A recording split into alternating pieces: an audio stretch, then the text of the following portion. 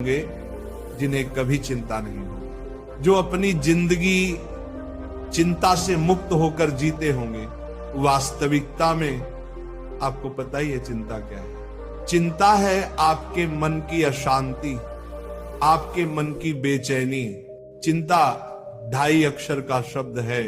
चिका अर्थ है चैन चुराने वाला, नका अर्थ है नकारात्मक सोच लेने वाला, और ता का अर्थ है तबाही मचाने वाला आपके मन में और आपकी जिंदगी में। कबीरदास जी ने भी कहा है, चिंता ऐसी डाकिनी जो काट कर ले जाए खाए। बेचारा क्या करे, कहां तक दवा लगाए। कबीरदास जी कहते हैं, चिंता ऐसी है जो इंसान को तिल तिल करके मारती है। एक ही बार में मृत्यु दे दे तो आसान है, लेकिन जब इंसान को टुकड़े टुकड़े करके मारा जाए तो वह मृत्यु से भी ज्यादा दुख देने वाला होता है। क्या आपने गौर किया है बेटा? आप चिंता करके कुछ बदल नहीं सकते। चाहे आप जितनी भी चिंता कर लो, किसी बात पर आपका कंट्रोल नहीं चलता।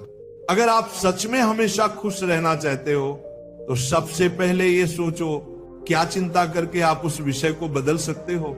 अगर नहीं बदल सकते तो चिंता करने से क्या फायदा? कई बार आपके साथ कुछ बुरा हो गया, उससे आप चिंता में चले गए, लेकिन जो बीत गया, क्या आप उसे बदल सकते हो? क्या आपका उस पर कंट्रोल है? नहीं, बिल्कुल भी नहीं। आप चिंता करके न तो अपने बीते हुए कल को बदल सकते हो और न ही अपने आने वाले कल को। प्यारे भक्तों, एक प्रसंग सुनो।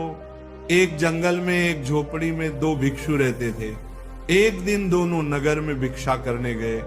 जब लौटे तो देखा कि तूफान में उनकी झोपड़ी की छत उड़ गई। पहला भिक्षु रोने लगा, कहने लगा, मैंने तो पहले ही संसार छोड़ दिया परमात्मा की प्राप्ति के लिए, लेकिन लगता है परमात्मा मुझे दुख देने में ही मजा ले रहे हैं। दूसरा भिक्षु उसी टूटी झोपड़ी में रात को सोया।